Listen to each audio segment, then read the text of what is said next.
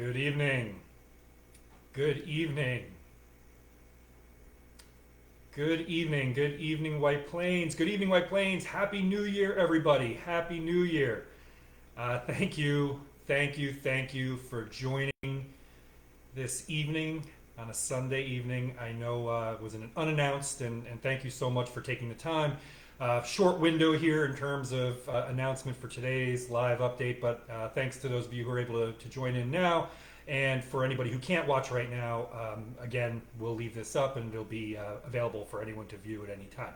So I wanted to give everybody an update on where we are right now, but most importantly, let me say this: Happy New Year. I hope everyone enjoyed the holiday recess and hope you're doing well. I know a number of our families have been contending, like so many of us everywhere, with COVID 19 during the holiday recess, and I hope you're all doing okay right now. The good news, as far as I've been told, that we've been hearing, is that for the majority of folks who have been unfortunately dealing with COVID 19, the illness, the actual symptoms of the illness have been cold flu-like. So that's good news. That's what I'm hearing. It might not be the case for you, and if you're suffering, I am sorry about that, and hopefully you're going to get better soon. So we are talking about COVID-19. We are talking about moving into the new year. We are talking about school tomorrow. Before I do begin that conversation, I need to right now thank every one of our faculty, staff, administration, physical plant members, the folks who are driving our buses, the folks who work in food services, our security team, all of our assistants, and everybody in the entire school district, because I know how hard everybody is working to stay healthy for our kids. I know because I'm looking at the absences right now for tomorrow, and I can tell you, while we do have absences for tomorrow, they are not out of what we have seen in the past. So a huge thank you to the White Plains City School District professional and support staff community. You are amazing individuals, and I know how hard you've been working to make sure that we can get our children back into school in person tomorrow. And that's our plan. Our plan is to open school tomorrow in person. Now, I know that there are a number of people, really everybody, has a different feeling about this. And I'm going to talk about what we're planning for the week. I'm going to talk about contingency planning, and then I'm going to talk about ways in which you might be able to assuage some of those concerns that you might have. But it's totally normal to be concerned, especially if you've been watching the news. If you've been watching cable news, if you've been keeping up with the non-stop news, the Omicron variant is what we've been hearing about non-stop. The rises in cases, the spikes in cases, the rises in pediatric cases, all of these things are concerning to all of us. And it wears on you.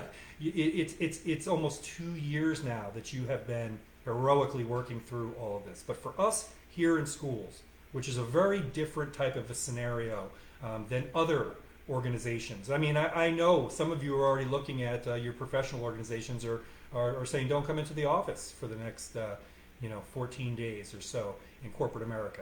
I get it. I understand that. That's not how how education works. And we all know how difficult it was when our children were upended, turned upside down, inconsistent instruction. We did the absolute best we could, but everybody that you talk to will tell you the best place for our kids to be is in our classrooms. So that's the plan.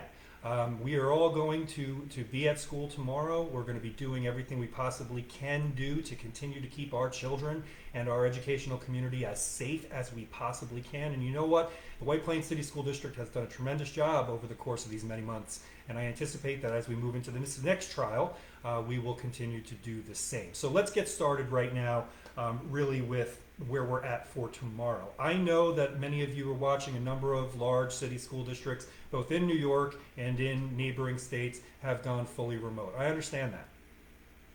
Well, folks have asked us, well, why haven't we in White Plains? We haven't in White Plains because, as I mentioned to you, as we discussed prior to even the holiday, for us, it's about being able to operate, making sure that we can operate safely for our kids, because we know that we have to do everything we can to keep our children in school. And fortunately, we are not at that place right now where we don't believe we'll be able to operate. Could it happen in the future? Yeah, anything can happen in the future. But for tomorrow, right now, as it stands on Sunday evening, we are ready to open for in-person learning tomorrow as we had planned. There are some steps that we're going to be continuing to take to keep our community safe. First and foremost, testing. If you've not signed up to participate in the district's testing program, please do so immediately. There are a number of emails and K-12 alerts that you've received from me that have a link in them that you can just very simply click on that link and you can sign your child up to be tested. If you're a member of the school community, an employee, you can do the same. Those tests are going to be taking place starting tomorrow. We have the ability and hope to test 100% of the members in the White Plains City School District educational community. It's a voluntary program, so you have to sign up to be part of that testing protocol. The next question, and a lot of folks have been asking about this, are the tests that New York State sent out to the school districts or reported to be sending out to the school district just a few days ago and over the weekend. Do we have them? Yes, we took the steps to make sure that we secured our first shipment of those tests. We have them. We're ready to implement them. And as we move into the week, one of the other things that we discussed is that the reopening committee will be reviewing the test to stay protocols. And our hope is that we will be able to implement test to stay within our school district so that if a child is potentially exposed in a classroom, on a school bus, so on and so forth, we can keep them from being quarantined or isolated through the test to stay program. There will be more to come on that. As I mentioned, the reopening committee needs to meet on Wednesday, but we will be sure to share that with everybody. We are not just sending 7,000 plus tests into the community. We think that the way in which to best utilize this precious resource right now is to use it when children are potentially caught in a quarantine or isolation situation. I know that a number of folks have tried, some successful, some not so successful, to gain access to testing over the holiday recess. I understand that's a real challenge. As I mentioned, testing is available for everybody in the White Plains City School District. You need only sign up. So please make sure you do that if you haven't already done it. It's a voluntary program. We won't be able to sign you up. You have to do it yourself. So more to come on testing. We have tests available. We are going to continue to test as we enter into this coming week and into the future. This is an important, I think, an important prong in our approach to maintaining a healthy and safe environment in our schools. In terms of remote or hybrid instruction, many families feel very, very strongly that we should move immediately into remote. Many families feel very, very strongly that we should do everything in our power to avoid remote and hybrid. And then there's everybody else in between. That's the reality. I've had the pleasure of speaking with hundreds and really thousands of people over the course of the pandemic, and I can tell you that to a person, everybody's needs are unique. What we're attempting to do in our school district is meet everybody where they are and provide as many opportunities as we can. This time last year, we didn't have the science. We didn't have the ability to keep the testing program moving. We didn't have vaccination. There were a lot of things that we didn't know. We're in a much different place today. Is it great? No, it's not great, believe me. Just like you, I wish I was not having this Facebook Live update with you on a Sunday evening related to a pandemic that's been going on now for almost 2 years. But this is where we are. In order for us to successfully move through this challenge together as a community, it's going to require that we continue to do what we've been doing. It's hard to monitor. It's hard to make sure we're staying home when we're not feeling well. It's hard to reach out to our physicians to ask questions. I understand all of that.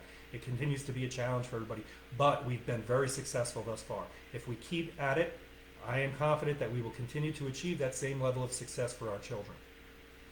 We were fortunate to get all of our children back into our schools last year come April, but it was still a long time out of school.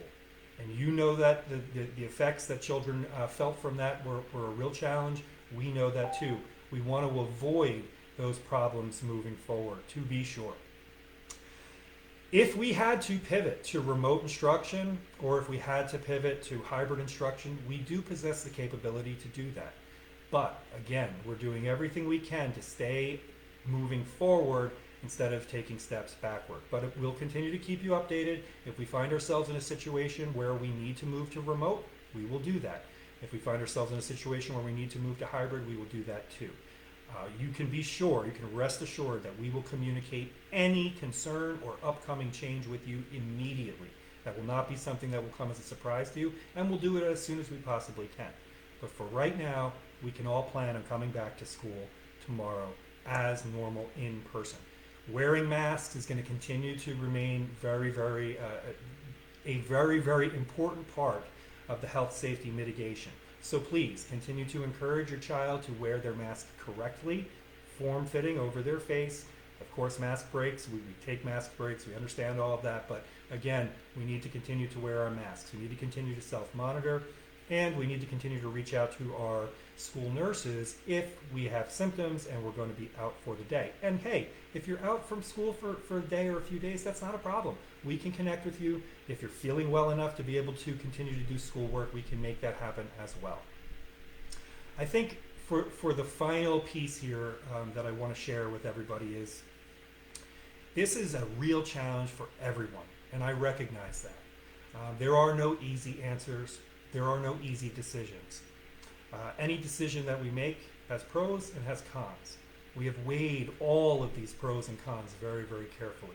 Every single time we come out to getting children into school as being one of the most important things that we can do. That goes without saying, safely and maintaining health. There's no question about that. But making sure that we're not moving backwards continues to be a priority. That's how we're going to get through this. We're going to get through it together. I know that there's a high level of stress for folks, and if I can do anything to relieve your stress, please let me know. We'll continue to communicate with you. We'll let you know how things are going. If we see that we're having a problem, we will absolutely communicate that as well. I have encouraged parents and guardians to reach out to their physician, to their pediatricians, if they have questions about whether or not being in school right now in person is a safe move for their child. Feel free to do that at any time. That's always a good call. And I think the last thing that I'd like to do on behalf of the Board of Education and all of our team members is thank all of you, thank our children, and thank everybody who has helped to support us continue to move the needle in the right direction. I know it's hard. Folks have asked me, well, are you sending are your children going to school tomorrow? Yes, my children are going to school in person tomorrow. These are really important steps that we're taking for our kids. And again, I would never ever gamble on the health or safety of any of our children, any of our staff members. If I didn't think that we were as safe or safer than we have been in the past, we would not be going to school in person. I want to thank you. I'm going to go into the comments right now. If you've left questions in there, I'm going to be happy to try and answer those questions right now. A lot of folks sometimes put statements in. I'm going to try and jump over those and see if there's questions. If you have questions, now is a great time to put them in. As always, if you're seeing this later and you still have questions, please feel free to reach out to me or your child's principal at any time. Again, thank you so much for everybody for jumping in this evening. Let's see what we have in the questions. Dr. Ricca, if a student has a positive test, how long do they need to remain home from school? May they return after getting a negative PCR test? That's a great question. When can my child return? Again, these are situations that are predicated on when you were exposed, when symptoms arose, when the last time you tested negative. So I don't want to answer blanketly for everybody, but what I will say is that's a great question to simply email your school nurse, and we will get you the answer for your child, and you'll be able to get back into school. Thanks so much, everybody. Dr. Ricca, what safeguards are in place when unmasked lunch? We are doing, what we have air purification. Thanks for your question. I'm kind of going fast. I'm sorry. We do have air purification measures all throughout our facilities where we need them, windows open, keeping distance as best as we can, asking children to eat in pods. Lunchtime is probably one of the more precarious times because you have to take your mask off when you eat. But again, reinforcing with our kids what we would like for them to do and we'd like for them to behave during lunch and during those times when they're taking their masks down is really important. Again, we're doing everything we can to keep kids distanced as best as possible during lunch as well. If we sign up our children for the saliva PCR tests, will it switch back to the at-school nasal swab, or has it been completely replaced with these? Thanks so much. There will be nasal swab tests available as needed, but we are using PCR right now, saliva. I know that's tough for some of our little kiddos, especially to collect the saliva. Do the best that you can. The tests that we receive from the state, I do believe, are the antigen nasal swab tests. So for test to stay, I do believe that that's a nasal swab. Thanks so much for your question.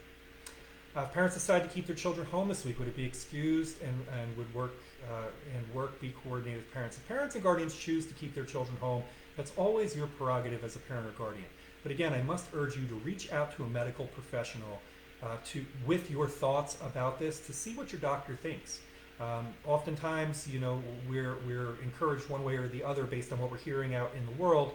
I always think it's safe to go back to the healthcare provider to which you entrust your child's overall health to before making a decision like that. Now, that said, excused absences and unexcused absences, that's just a term. I wouldn't get too hung up on that. And insofar as schoolwork goes, please reach out to your child's teacher to coordinate schoolwork if your child needs to be out sick. Thanks so much, Mrs. Torres, for putting that link right in the comments to sign up for your PCR testing.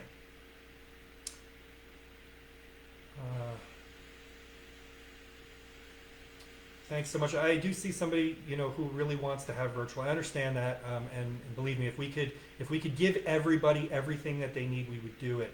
The reason why we don't have virtual instruction as an option right now is because it is so much more important to have children in school with their teachers and their support staff members. I understand for some of us, our children experienced remote learning and it didn't seem like a big deal. They got on their computers, they got on their iPads, and they did their thing. For other children, it was nowhere near as close as a positive experience and an instructive experience as being in person. We don't have the capability to just do both well, and that is a challenge. If a high school or middle school teacher is absent, can students be informed so we can decide if it's less risky to stay home? We wouldn't be able to inform, thanks for your question, we wouldn't be able to inform parents and guardians. You can imagine what this would look like of every person's absence, every class's absence. What I would say is, looking at the absences right now, I can tell you our faculty and staff members, from what I'm seeing right now, are committed to being in school with our children tomorrow. Those that cannot, of course, cannot because of illness or any other, not just COVID-19, any other illness that may be around right now. Do you have to be a participant in the voluntary testing program in order to participate in Test to Stay? No, you would not. Great question. Thank you. Important. Test to Stay, if it's implemented in the school district, only works when you have a potential exposure in school. Test to Stay is not operationalized if a child is exposed outside of school. That's a really important caveat. I'm glad you brought that question to light because I forgot to mention that earlier. There will be more to come if we're able to implement Test to Stay again. I don't want to get out in front of myself. The reopening committee still needs to meet on Wednesday, and we will communicate all of that with you as soon as we wrap that meeting up. Thanks for your question. Is there a remote option for children who are in quarantine? There is a connection for children who are in quarantine. We have the QUIC program, and I love that acronym, the Quarantine Instructional Continuity Program. Please just reach out to your child's teacher if they're stuck in quarantine and not symptomatic and they're able to do their schoolwork.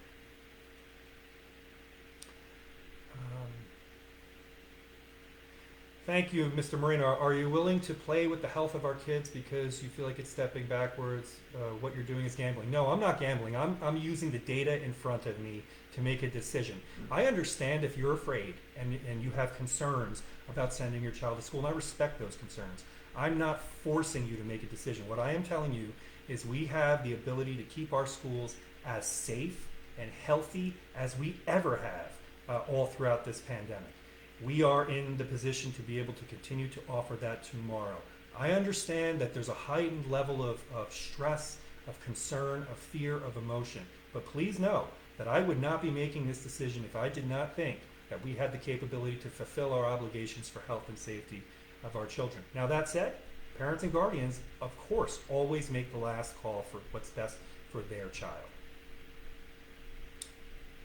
With the government push for in-home test kit, will the White Plains City School District accept results from these kits, or must we have medical facility tests? Thank you very much for your question. The White Plains City School District will continue to follow all of the guidelines from the State Department of Health, which include being able to utilize antigen tests to show that a child is negative from COVID-19. So again, whether it's an antigen test that you're getting from the school district for a test to stay program, or it's an antigen test that you have at home, please continue to communicate with your school nurse, and we'll work with you to get those kiddos back in school as quickly as possible. Thanks so much for your question. Sorry, I got caught up in I thought there was a question, there was just a comment. I didn't mean just a comment, it was a comment.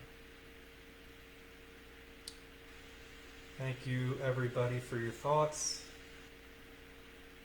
How is the district going to, this is an interesting question, thanks for your question, how's the district going to address families who knowingly send children to school who have been exposed or test positive? So we've had situations where children have come to school with outstanding test results and didn't have a test result yet. They are few and far between.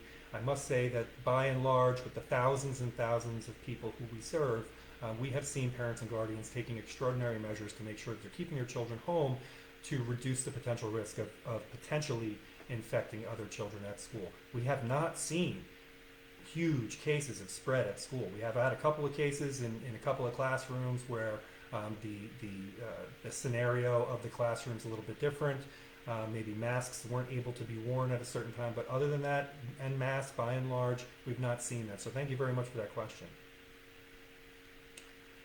Thanks so much. Our quarantine requirements for fully vaccinated kids the same as they were before. All of the quarantine requirements for children have been updated. There's a lot of different things in there, so I don't want to miss anything. If you have any particular questions related to quarantine, please feel free to reach out to your nurse.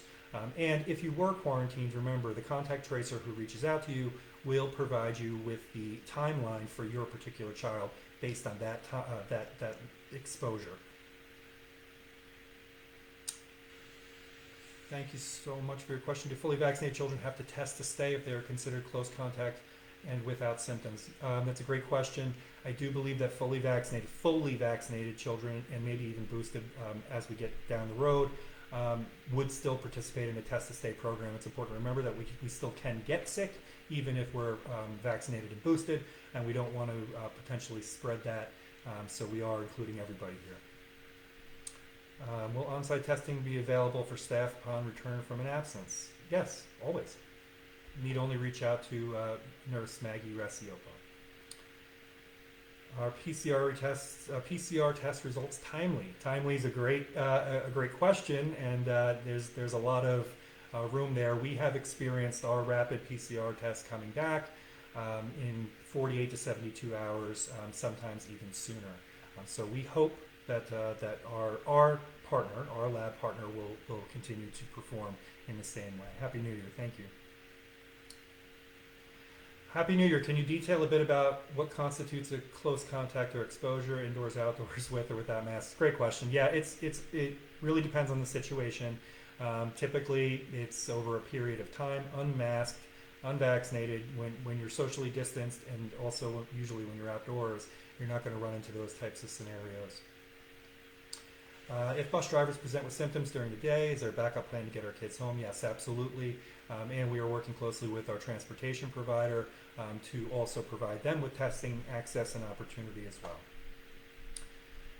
Would you recommend students with a relative who's a newborn infant to stay home this week? What would be considered a good excuse? Thanks so much for your question. So unfortunately, I can't answer that question. That's a great question for your medical doctor if you are concerned about a newborn or anybody else who's at home who may be have other medical issues.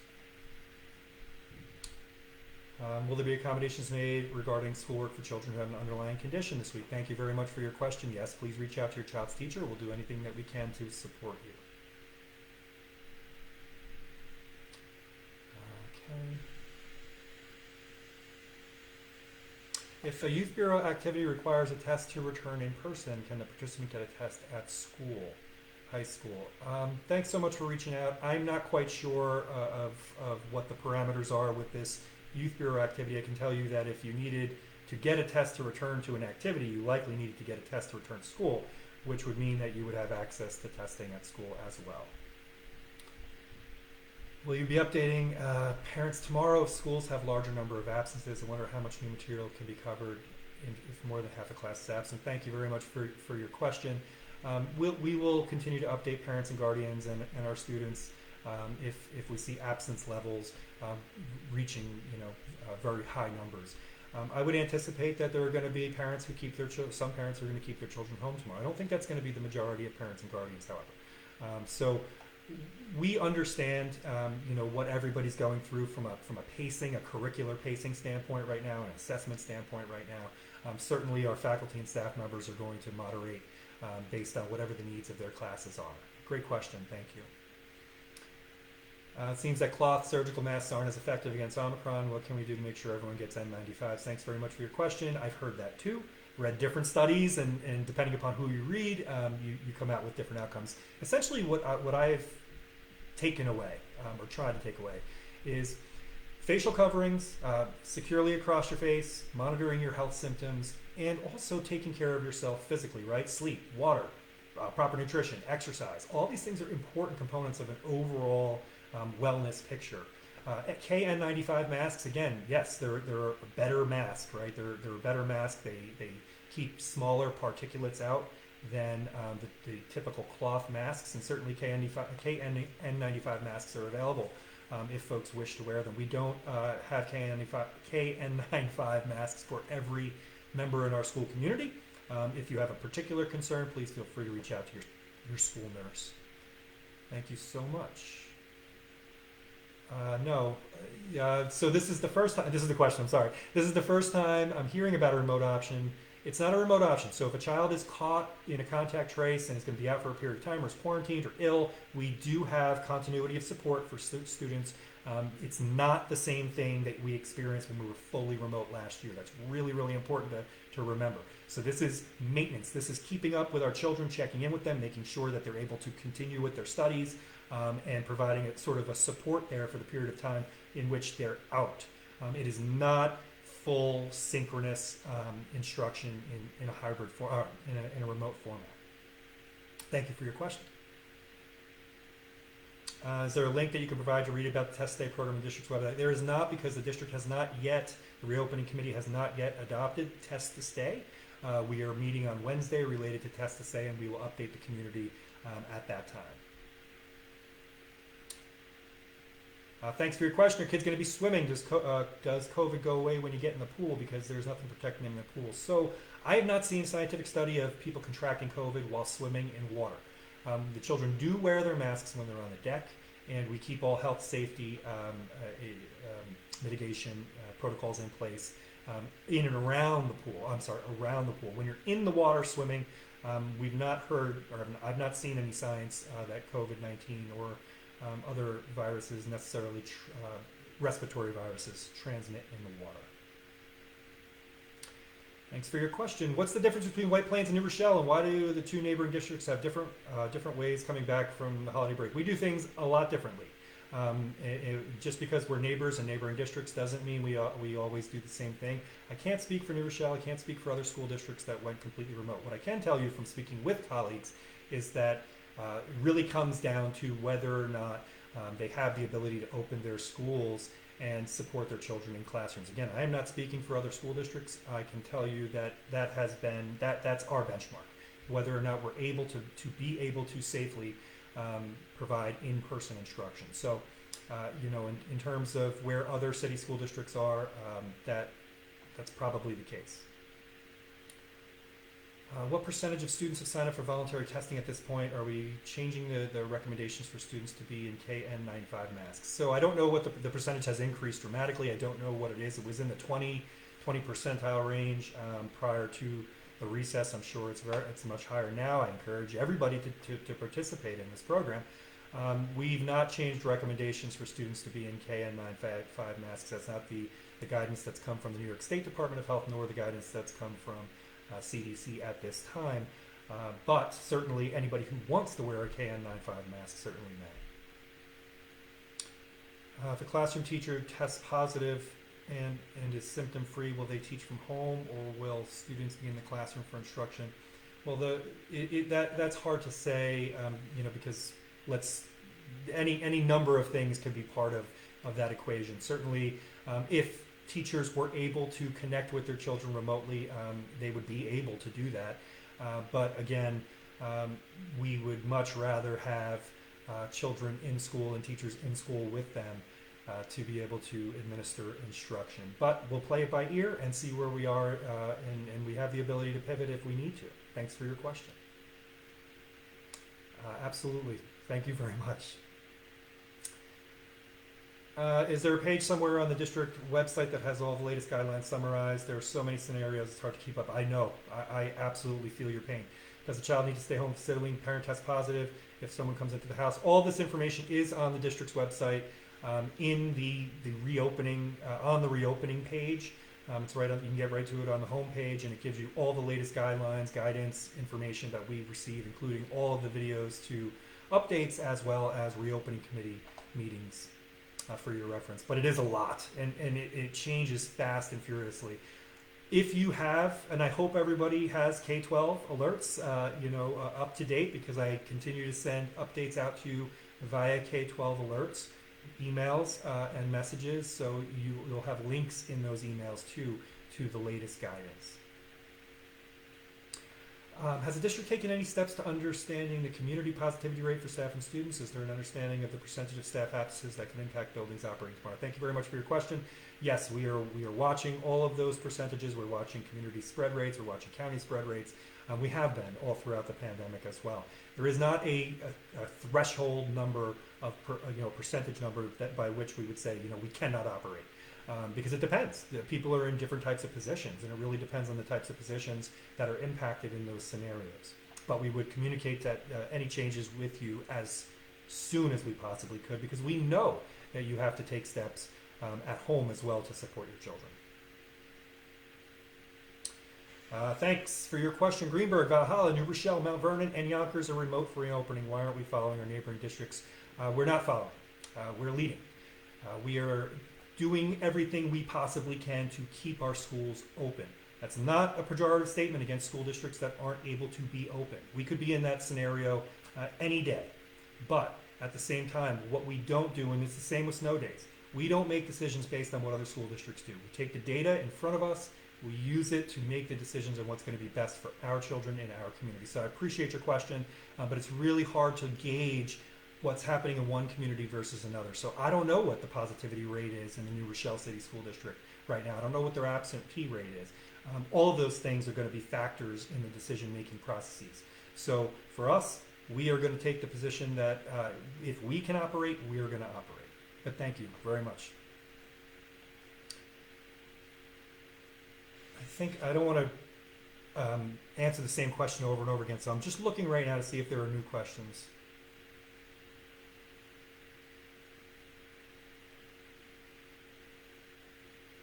Okay, I think. Thank you, everybody. And again, listen, I'm not sitting here, pontificating as somebody with all the answers. I'm a dad. I'm a teacher. I'm serving in the role of superintendent. I'm making these decisions with our team based on real-time information that we have within our community. It is not easy, and I know it's not easy for many of you at home right now in making a decision about what's going to be best for your child. What I am telling you, and you can look in my eyes when I say it, is I would not bring children into our buildings tomorrow, or any employee into our buildings tomorrow, if I didn't think we were as safe or safer than we were. Yes, Omicron is spreading. Absolutely. If you asked me 3 months ago, Joe, do you think we're going to have higher rates of COVID-19 come December, January, and February? I would say yes. Based on what we've learned in the past, I believe that we would have those. If you would say, will we be able to move through that without having interrupted instruction, I would say to you, I hope so. And that's what we're trying to do. Nothing is foolproof. Nothing is 100% certain. But based on what we have right now, the information that we have right now, we believe that we're in a solid position to be able to offer in-person instruction tomorrow. Again, that doesn't mean that things wouldn't change. That doesn't mean that what a neighboring district is doing is wrong. It just means that the position that we're in right now puts us with an opportunity to be able to offer in-person instruction. Really great questions. Thank you very, very much, everybody. If I didn't answer a question that it's burning and you really need an answer to it, please shoot me an email. Again, we'll be getting back in contact with you during the week, letting you know how things are going. I appreciate all of the feedback. I appreciate everyone sharing their thoughts and recommendations. All of that feedback is good, and we're always open to it. So again, thanks for taking some time out of your Sunday evening. I hope you all had a great weekend. We look forward to welcoming our kiddos back to school tomorrow. Again, if anything needs to be communicated with you, we will do that immediately. please make sure you've updated your K-12 alerts information if you haven't already done so. Thanks again, everybody. Have a great night. Stay strong and stay WP proud. Take care.